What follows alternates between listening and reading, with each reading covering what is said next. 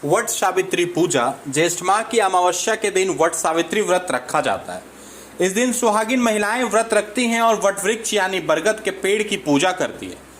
मान्यता है कि अमावस्या के दिन ही सावित्री ने यमराज से अपने पति सत्यवान के प्राण बचाए थे।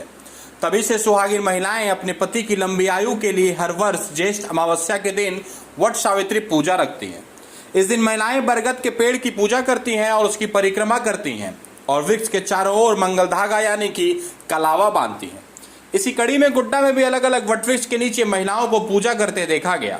वहीं महिलाओं ने बताया कि यह व्रत सिर्फ सुहागिन महिलाओं के लिए होता है, जिसमें सुहागिन महिलाएं सूर्य उगने से पहले जाकर स्नान करती हैं और श्रृंगार करने के साथ इस दिन पीला सिंदूर लगाने की मान्यता है। स्नान करने के बाद व्रत का संकल्प लिया जाता है और इसके बाद बरगद पेड़ के नीचे सावित्री, सत्यवान और यमराज की पूजा की जाती है।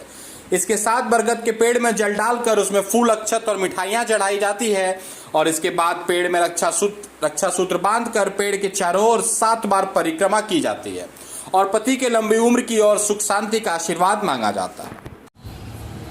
ऐसी मान्यता है कि इसी दिन सावित्री ने सत्यवान को यमराज के चंगुल से छुड़ा करके उसको पुनर्जीवन दान दिया था और ये ज्येष्ठ मास की अमावस्या तिथि थी और उसी दिन बरगद के वृक्ष के नीचे ही सत्यवान ने अपने प्राण को छोड़ा था और वहीं पर यमराज आए थे। लेकिन सावित्री ने अपने पति के प्राण को लौटाने के लिए यमराज का पीछा किया और अंततः अपने सास ससुर के राज्य के साथ साथ पति के जीवन को भी लौटा दिया था। इसीलिए जितने भी सुहागिनें हैं अपने पति की लंबी आयु के लिए वो इसी दिन अमावस्या के दिन वट सावित्री पूजा करती हैं।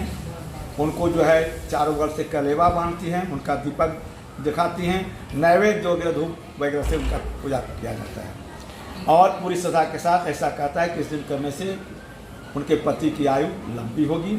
और इस बार जो वट सावित्री पूजा है ये 19 मई को है और इस दिन का जो शुभ मुहूर्त है, वैसे तो लोग दिन भर कर सकते हैं, उसमें कोई दिक्कत नहीं है, लेकिन फिर भी अगर मुहूर्त की बात की जाए ये मुहूर्त सुबह 7:19 से लेकर 10:42 तक का शुभ मुहूर्त है।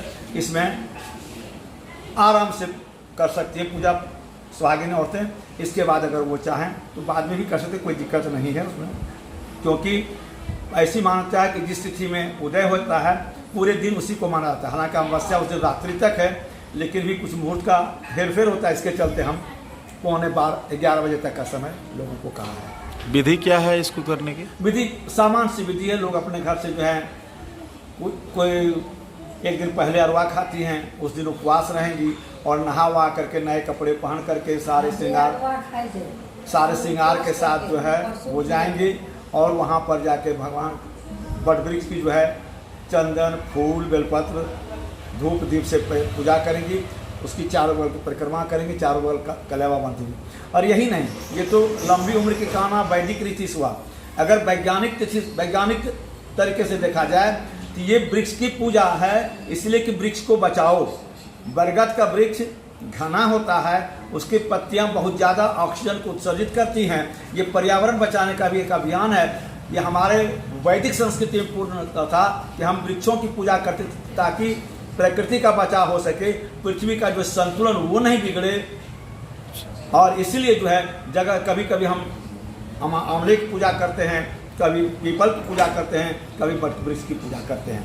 ये पूजा का जो है विधान हमारे वैदिक संस्कृति में पूर्णतः पुराने ज़माने से है। हम भले आज उसको नहीं समझें, नहीं जाने, लेकिन ये वृक्ष बचाओ अभियान का भी एक हिस्सा है।